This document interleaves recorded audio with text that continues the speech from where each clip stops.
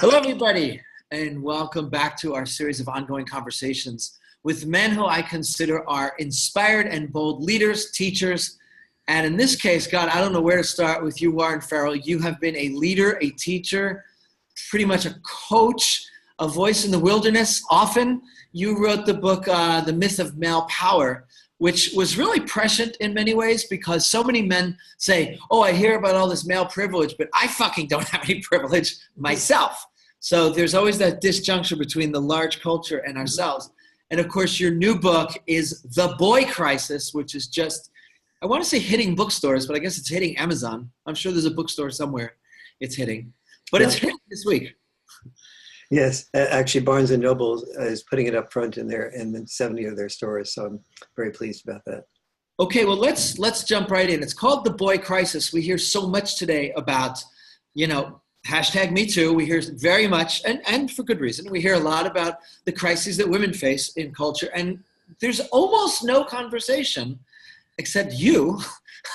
You really are the voice of, hey, folks, part of the reason we're having trouble in our culture with these guys is because guys are not being raised in a way that really brings out their best heroic self. So you have so much to say. We could talk for 20 hours. It's a very thick book it's a very disturbing read in some ways. You really get how many ways that boys and men are cheated of happiness. Mm-hmm. So I'll just throw it at you to start. What's your premise of The Boy Crisis? Well, where I started realizing that I needed to do something with boys, all my past has been adult males and adult females for the most part, was when I started seeing that in 63 of the largest developed nations, our sons are falling significantly behind our daughters in all academic subjects. But they're especially falling behind our daughters in the two areas that are the greatest predictors of success, reading and writing. So I began to look a little bit more deeply about that and realize, well, what is there about developed nations? And realize that the developed nations have in common that they allow for much more divorce because they don't have to be so dependent upon survival. And whenever there's divorce, there's a division. Some of the children are raised by about an equal amount of father, and some of the children are raised by minimal or no father involvement. And as I dug deeply into that, I saw that there was among the boys that had little or no father involvement, those were the boys that were having problems in, would you believe, more than 70 different areas, having problems with assertiveness versus aggressiveness, having problems with lack of social skills, lack of empathy, psychological depression, much more likely to be suicidal, much more likely to be into drugs and opioids, much more likely to be doing worse in every subject, not just involved in video games, but in video game addiction. When they got to be the right age or below the right age, getting addicted to video porn. And the list went on and on. Then I started looking into the scientific literature and realized that boys who did not have significant father involvement by the age of 9 already had telomeres that were 19% shorter. Telomeres are the parts of they're in every single cell. The shorter the telomere, the shorter your life expectancy. The longer your telomere, the more the telomere does its function of reproducing genes that allows you to have a longer life expectancy. Boys by the age of 9 had telomeres that were 19% shorter. Girls and boys on average had telomeres that were 14% shorter. But as you can see, while the girls did much worse without father involvement, the boys did 40% worse than the girls did. And so I was finding, scientific data like this that really helped me understand that there were 10, although there were 10 causes of the boy crisis, that the most important single cause is fatherlessness. Right. How does fatherlessness affect the length of telomeres? DNA. First of all, no one knows the exact answer to that question, but we do know that it does. That's the bottom line. But some of the ways that I would expect that it does is this. When a father is not involved, when a mother and father are both raising children, there's a tension between them, what I call a checks and balances between the mother's parenting that tends to be very nurturing, protective. The child knows that it's loved unconditionally.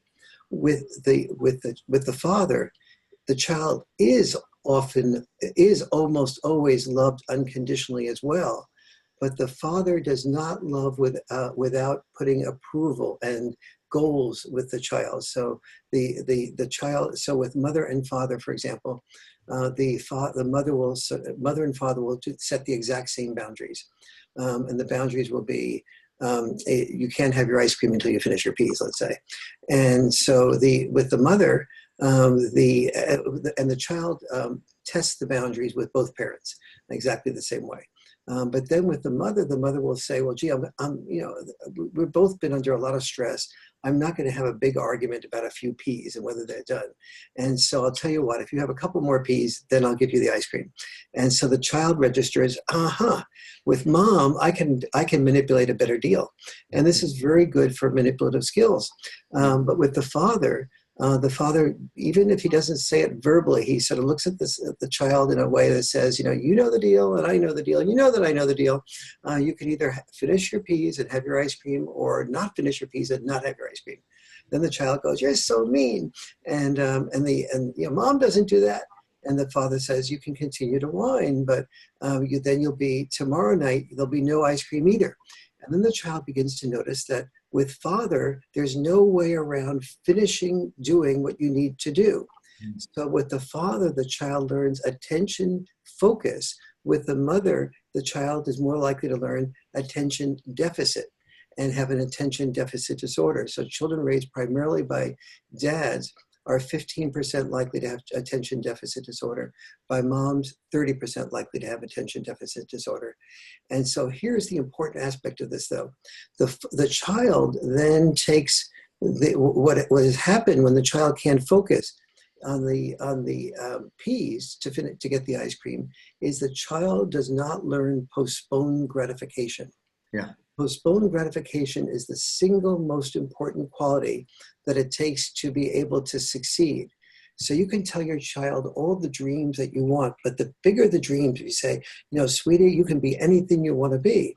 But if you don't teach the child postponed gratification, they can't finish even their homework. And they learn that the bigger their dreams, the bigger their disappointments.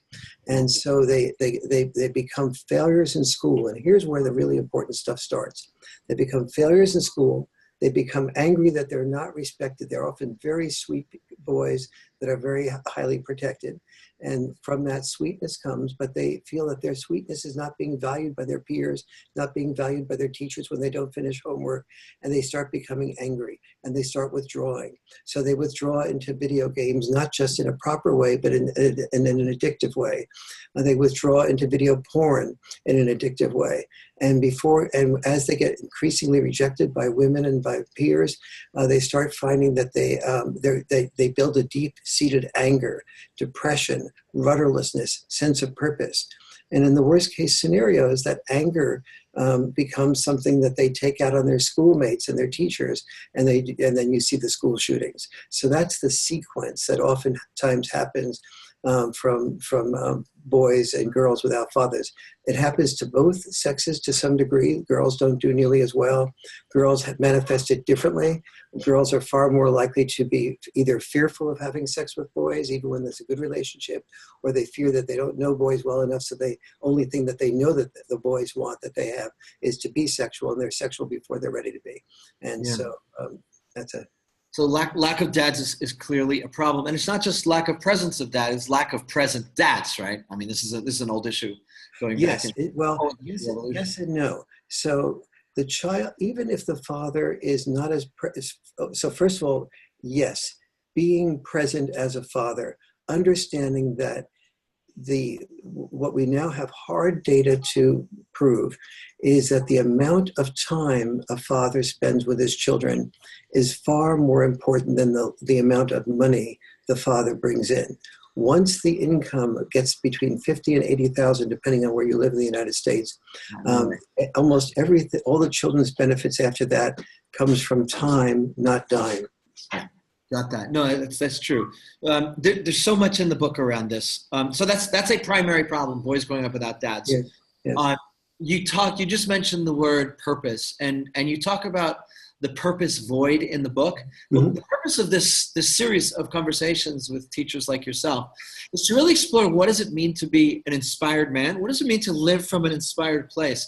And as you talk about in the book, for most of human history till roughly the 60s, your purpose was basically shoved down your throat. Whatever your father did, you did. Or you went off to war and you just did what a man had to do. And it was very simple. Life has gotten much more complicated since then. And you pointed out, you used a great expression in your book. You said, when boys look around now, who are the cultural heroes, right? The Elon Musk and the Steve Jobs and the Mark Zuckerbergs. And these are guys who all dropped out of the system, right? Yes. As you said, I think you said they built their own ladder. Yes. So I was thinking about that. And for me, I grew up in a fairly secure home with a very present dad who coached baseball and did all the good things, right?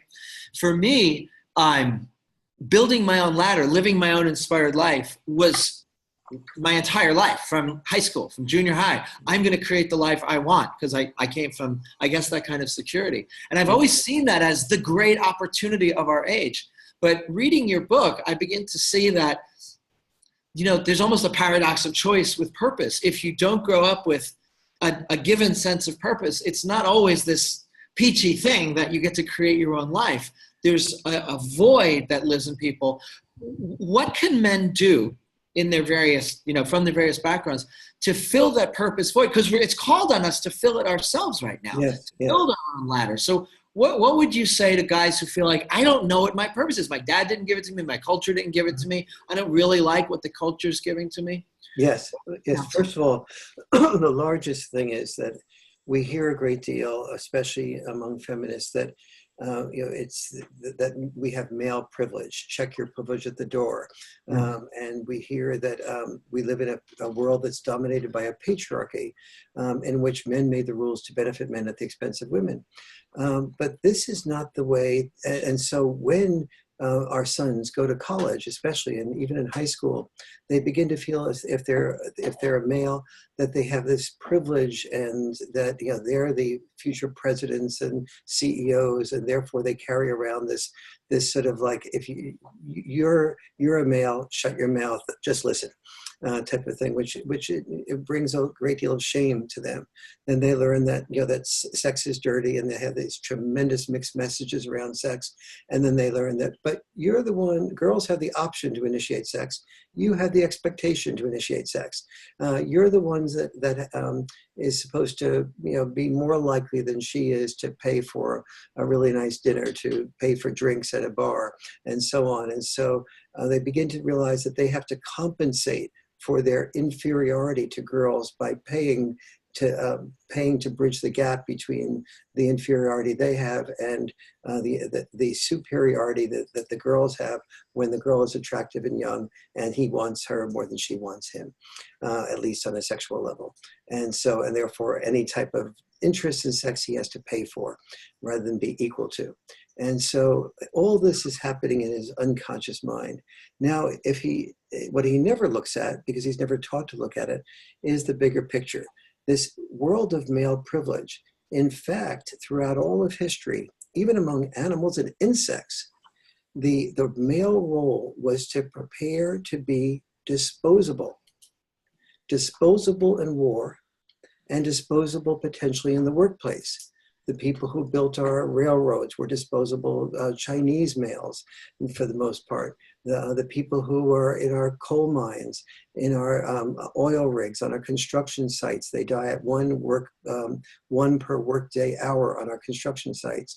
You pick up, you look around your home, see the wood that goes into the home. That was constructed by loggers, who then put it onto trucks, and the truckers. These are the most hazardous jobs. So 92% of the people who die in the workplace are males who are sacrificing their lives in the hope that they will be able to bring their children money and their wives a nice home and a nice community so that their children can have lives that are better than their lives.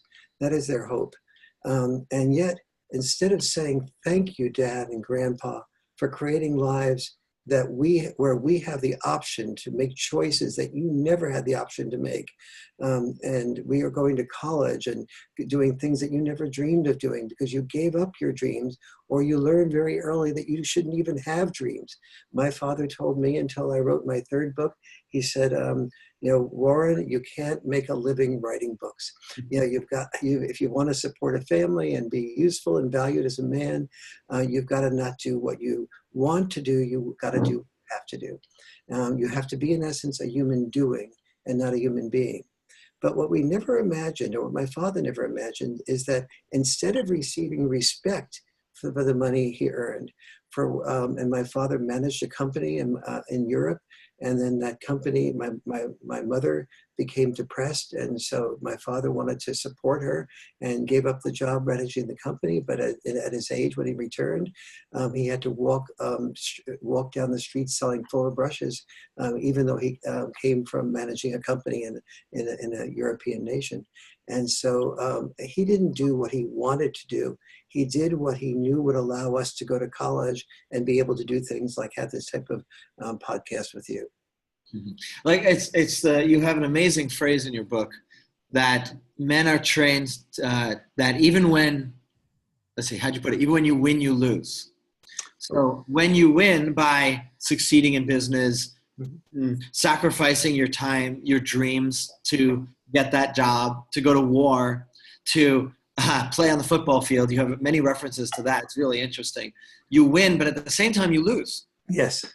And we're trained that's I think you call it, is that what you call hero intelligence, heroic intelligence? Yes. One of the parts of the book is what I call the gap between heroic intelligence and health intelligence. So heroic intelligence is basically socialization for a short life. Being willing to die in war usually leads to a short life. And being willing to work at hazardous jobs, it leads to a shorter life. And being willing to do what the Japanese call karoshi, which has become an executive, but to die at the word karoshi means die at the desk or die from overwork. And so many Japanese see their parents doing that the Japanese developed a game, and the game is called karoshi. And the person who wins the game wins by offing himself. And so because you can't make this stuff up. The bright young kids, they get it. That this is, and they're saying, we often see our children being purposeless. And one of the reasons that they're purposeless, particularly if they don't have father involvement, is because they feel like, gee, do I really want to be selling product X to support 4 children, and I don't even believe in product X, but I feel I need to do it, and I have to go all around the country and miss my children's recitals and growing up and every day of it when they first walk and first talk.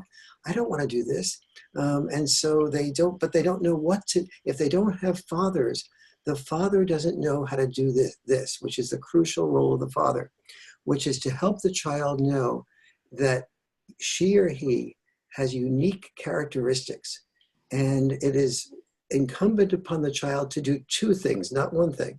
One is to discover his or her unique characteristics and become what I call a human being. But the other is to find out to recall that you need to produce income to be able to contribute to your family's ability to survive. And so you have to balance being a human being with being a human doing. And when you balance both of those well, it is complex. You have to assess trade-offs. You have to have discussions with your family. So I create ways that families can create family dinner nights without the family dinner nights morphing into family dinner nightmares. And so all of these things are a very tough set of things to do.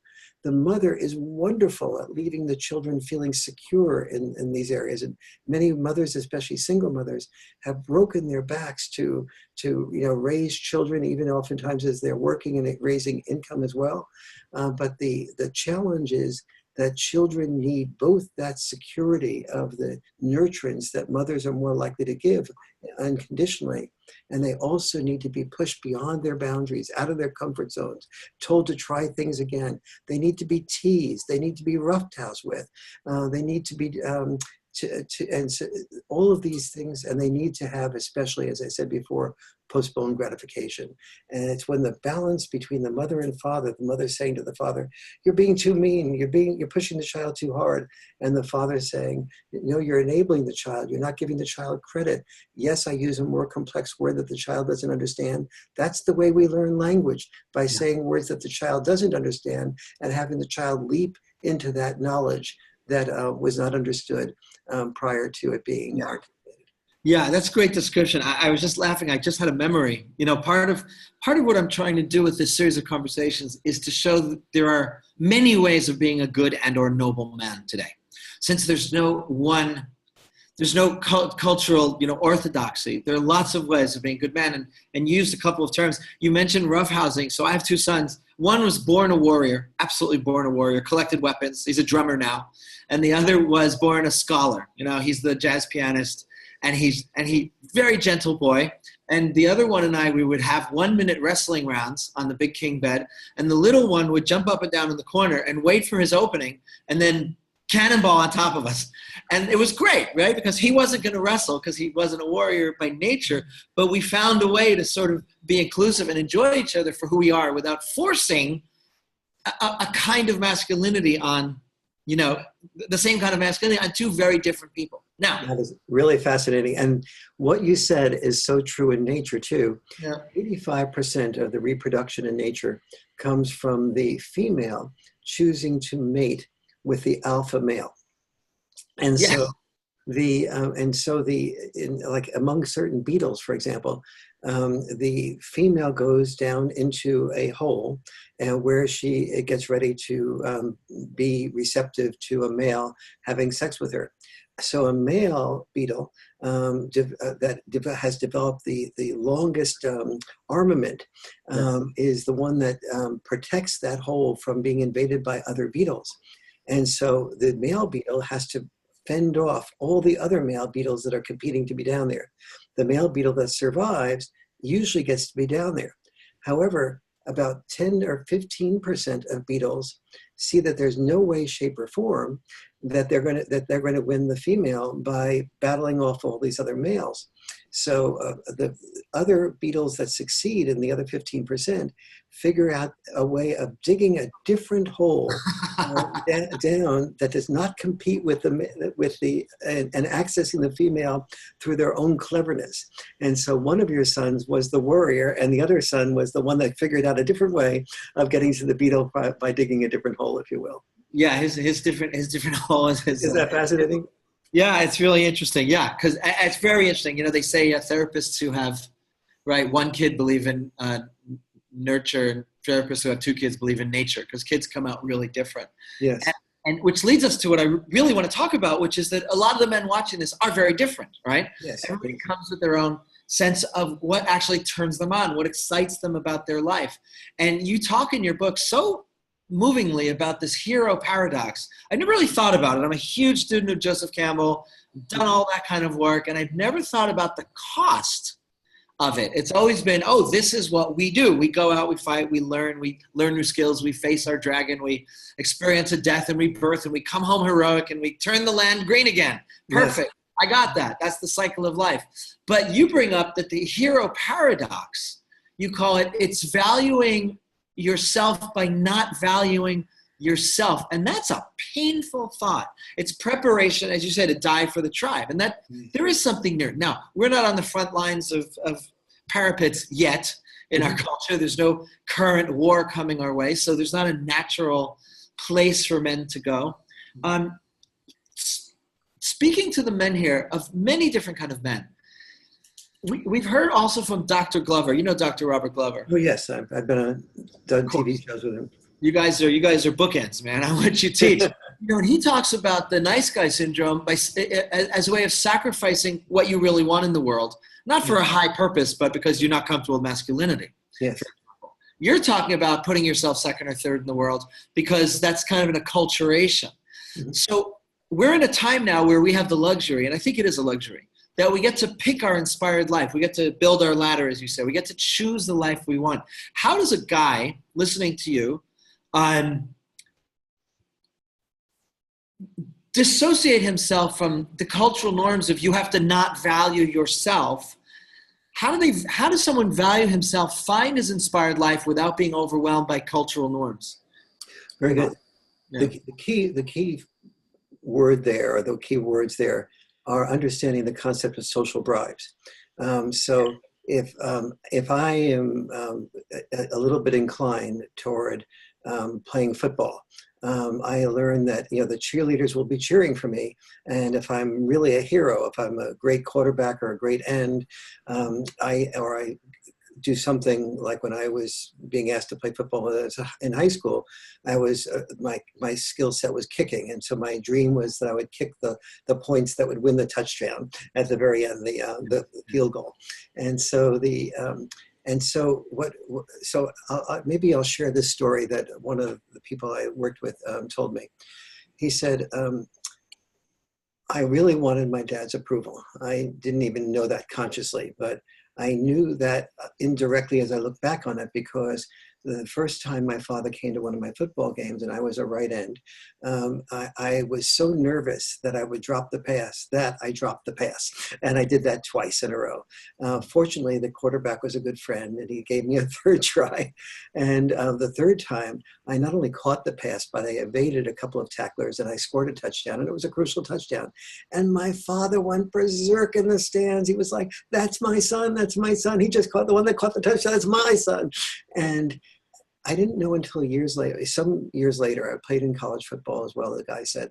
But I messed up my back in my first or second year. And my brother, about 5 years, 10 years after that, he and I were having a heart-to-heart talk, one of our first ones.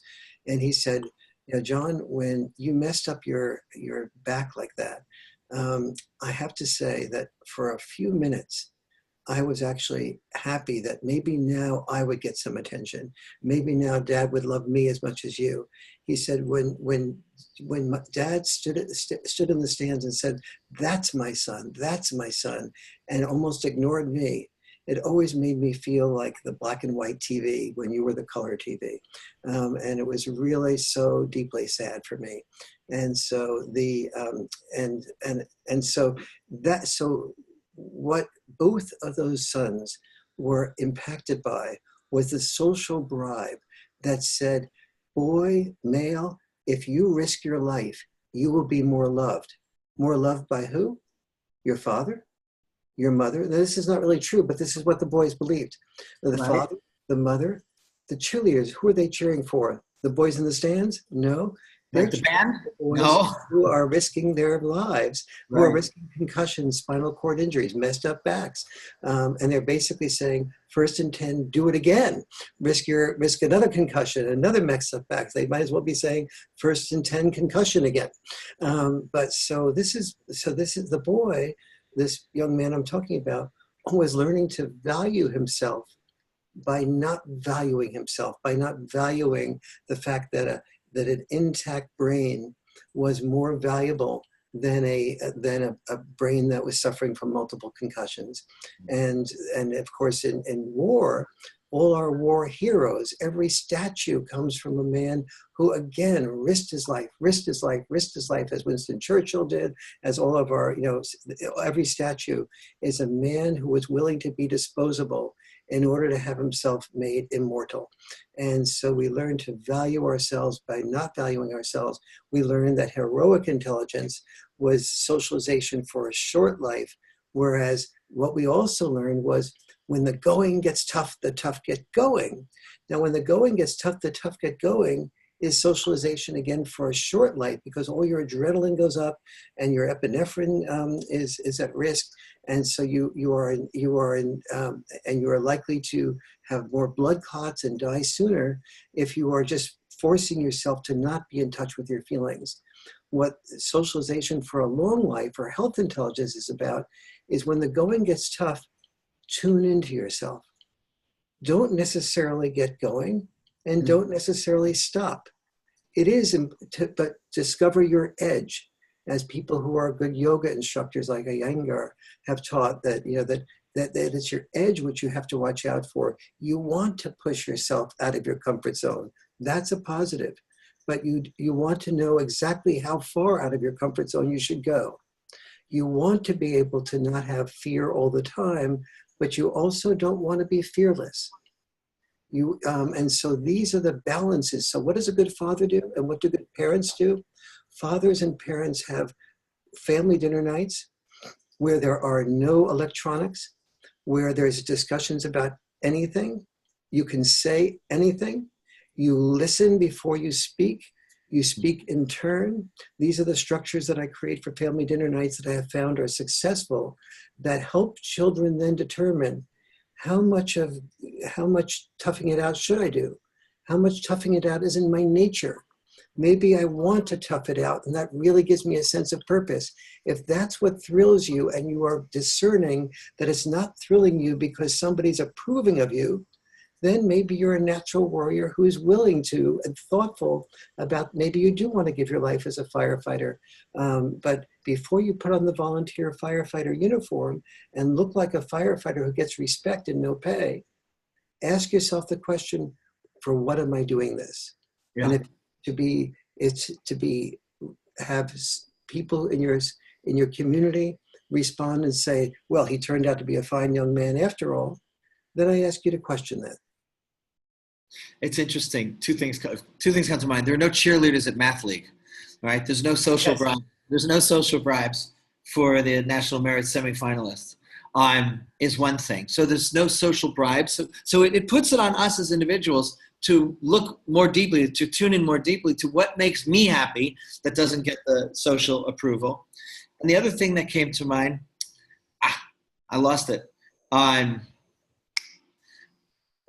You just said you lost it to make me feel better about myself when I lose. Yeah, it keeps coming. I was writing it down. I wrote the first one. I didn't write the second one. Well, I was reminded by a conversation I had in college with a guy. I think he came from a military family. We were touring some fort, and he said, it's a great thing to die for your country. And I said, I'd rather live for my country. Like, it didn't strike me that was a good idea. I mean, if you had to, you had to. I expected growing. My grandfather was in the cavalry in World War I. My father was infantry in World War II. I totally expected growing up I would be in World War III.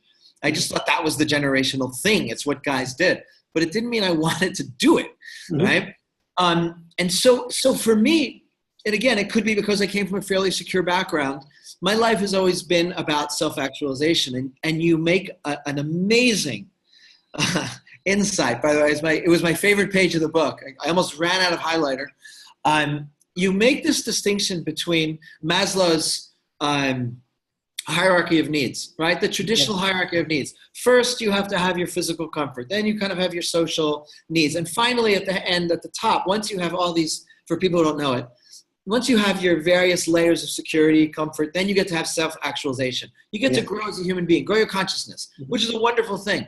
What you pointed out is that the traditional male pyramid is not about self-actualization at all. It's actually built for self-sacrifice. Yes. And then today, what we're talking about in this whole series is really about self-actualization. I realized that reading through your book, that what we're looking for are ways for men to self-actualize, to become their unique self, who they actually are.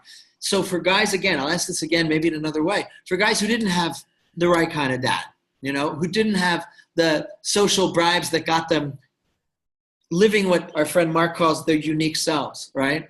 But living a social self that's not really them. What guidance would you give to a man who maybe has been living out this self-sacrifice? If I show up at work, I'm noble, even if I hate work. Yes. What guidance would you give towards self-actualization? Yes, I'd say if you're a parent listening to this, and let me pick up on answering your question by segueing it into the story about the father and him cheering for his son that was playing football. So what should we cheer for? Should we cheer for anything? Absolutely. So the same father, when the same son, when he grew up, he tried to teach his sons to become kind. So how did he reward that?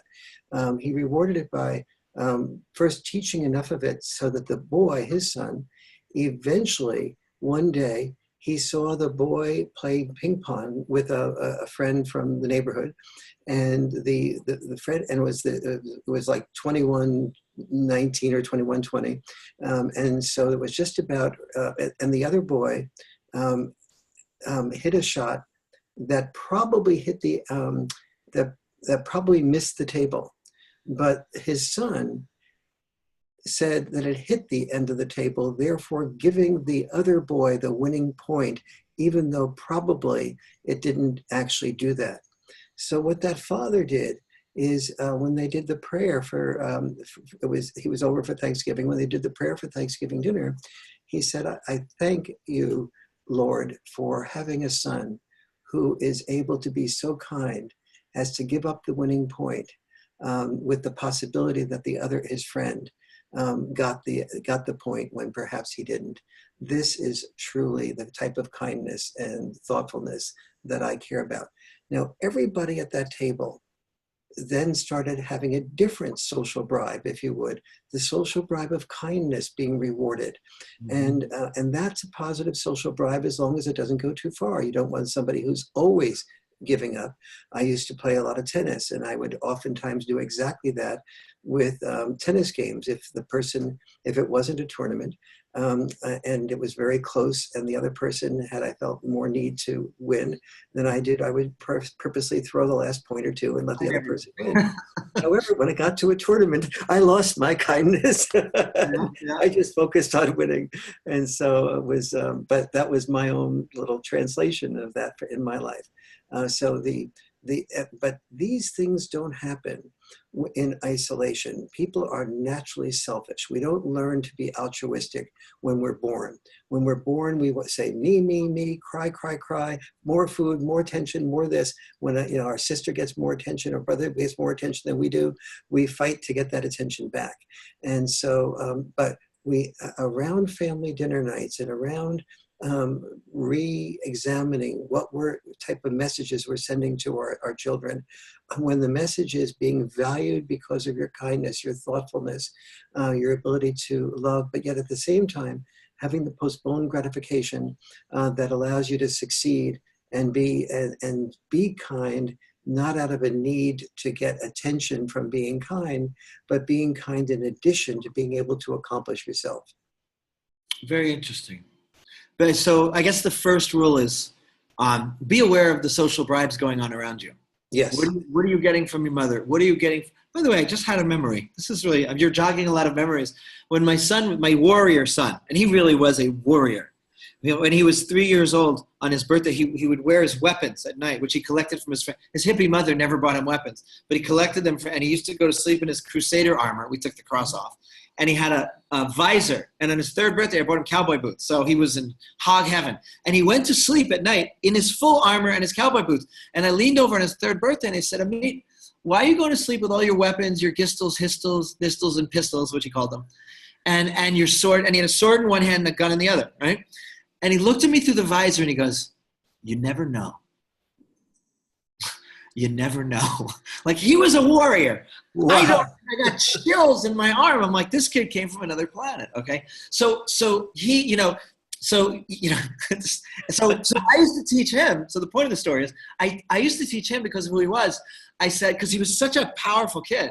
I said, when I picked him up at school, at elementary school, I'd say, tell me an act of kindness you saw today.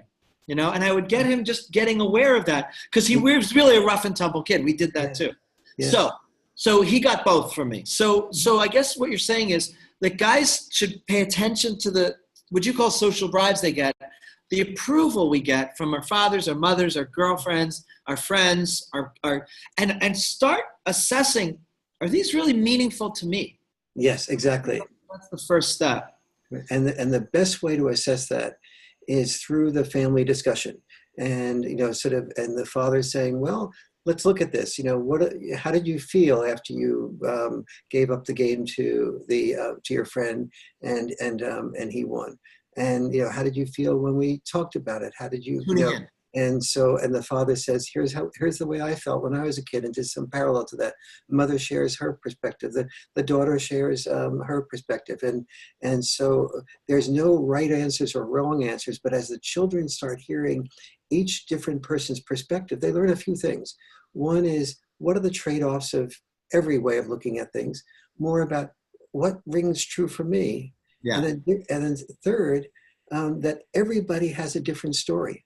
And one of the most important things to do is to take movies. I have a whole list of movies to watch. Yeah. And then to analyze the movies and to recognize that every family member was just watched the same movie. But if there are 5 family members, there will be 5 significantly different interpretations of that movie. And not from, oh, great acting or bad acting, or I enjoyed the movie or I didn't enjoy the movie, but dig deep into it. And as you dig deep into it, you know, what were the messages about men, about women, about money, about power, about kindness, about, about relationships, about emotional intelligence.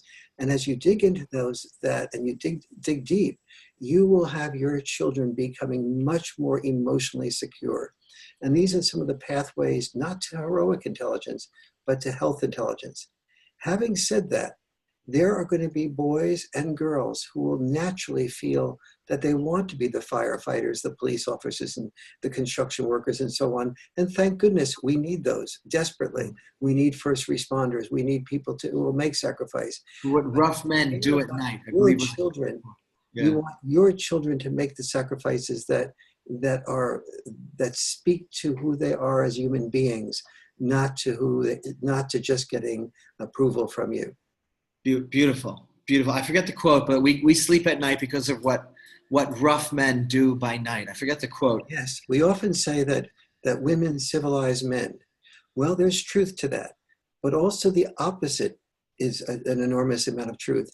By fighting in the wars and doing the dirty work and going into the coal mines, we civilize women by not having to go to war, not having to do the dirty work, and then be able to come back and say, oh, sweetie, why don't you be more considerate? Why don't you be more this way or that way? So it sounds like they're civilizing us, but they're civilizing us because of the privilege that comes from not having to be the ones going to war. And even to this day in the United States, as we both know, Adam, it is our sons who, when we have this belief that and this 14th Amendment that says equal protection of the laws. And yet it's only our sons that have to register for male-only draft registration when they're 18. And if they don't, they can't ever get a federal job. If they don't, they can't in most states get a license, a driver's license. If they don't, they have to pay a $250,000 fine. And they're on a list that is being looked at very carefully by the government. And so but we don't do this for our daughters. What do we ask our daughters to do in order to gain the right to vote? Age? Nothing. Yeah, age. Yeah, just age. Yes, exactly. Just get older. They don't have to earn the right to vote. Interesting. Like boys do. Boys cannot. They will be deprived of the right to vote if they don't register for the mail-only draft registration. It's really interesting. I thought of the other thing that I wanted to say was that you mentioned there are no statues built to men who work hard and come home and are good fathers and who are good husbands and who do well at work and who haven't gone off and actually killed anybody or sacrificed in classic ways. But there are no statues to those good dads and those good fathers who live beautiful lives. Yes. That was a very good point. You know, in many ways, your book is a necessary read, I think for men and for women. You know, you were just talking now about helping boys figure out their purpose. The purpose of these calls, these series, is to help men sort of refine their sense of purpose, this balance between the heroic intelligence where you are self-sacrificing, and there is a certain joy in self-sacrificing, but balance that also with self-actualization. I think that's kind of the balance that comes out of your book. Let's get real. Just like with Me Too, we have to be real about physical violence, emotional abuse, all that kind of stuff in the workplace. There's real stuff there. And I think you're one of the only voices out there that are saying, hey, world, let's look over here at boys, what's going on for them, because it's not so healthy there either. Yes. Right? Yes. And so finding a balance between self-actualization and self-heroism is a great discussion, is a great is a great process. We'll be doing that in this whole Way of the Inspired Man, which is kind of this movement that we're creating, is helping guys find that path between the heroic and the self-actualized. Some people are lucky, like you said, they're born warriors. They're happy to go off to war. They love doing the work that protects everyone else, which is beautiful. Some aren't, right? So I think what you're counseling is for people to, I think the word you said, tune into what's real inside, and really figure out what's real. Yes. I really appreciate this book. It affected me deeply, I have to say. It was very sad. The first part was very sad. Yes. For the fatherless boys, for boys in general who are taught to hurt themselves, that you win by losing. It was an amazing phrase. Obviously, I recommend everyone here get it. If you're a father, especially get it. If there's a woman in your life who doesn't understand that you have inner difficulties, you might want to get her that too. Yes. Any parting words of wisdom? Yes, I just say in relation to what you were just saying now, that when either sex, if you're introducing the boy crisis to a woman, the framework that I think really is helpful is to know that there's with gender, with males and females, when only one sex wins, both sexes lose. Yeah. Our daughters want sons, young males who are worthy of their love. This is not a hierarchical, male-female relations is not hierarchical, despite what feminists say. We're all in the same family boat. We all either win together or we lose together. Our parents made sacrifices based on the need to survive. Our mothers made sacrifices of careers. Men made sacrifices in careers. And so we both had different types of sacrifices, but our goals were the same. Our goals were the sacrifices of mothers and fathers were made so that the next generation would have fewer sacrifices to make and more options. Let's not take that enormous gift that our parents and grandparents have given us and turn it into a gender war in which women are good and men are bad. Let's understand that when only one sex wins, both sexes lose. We have to both win together. Beautiful words. Thank you, Dr. Farrell. Everybody, the book is called The Boy Crisis. I look forward to seeing you soon. Thank you. Thank you. You really did a wonderful job with the interview, just asking great questions.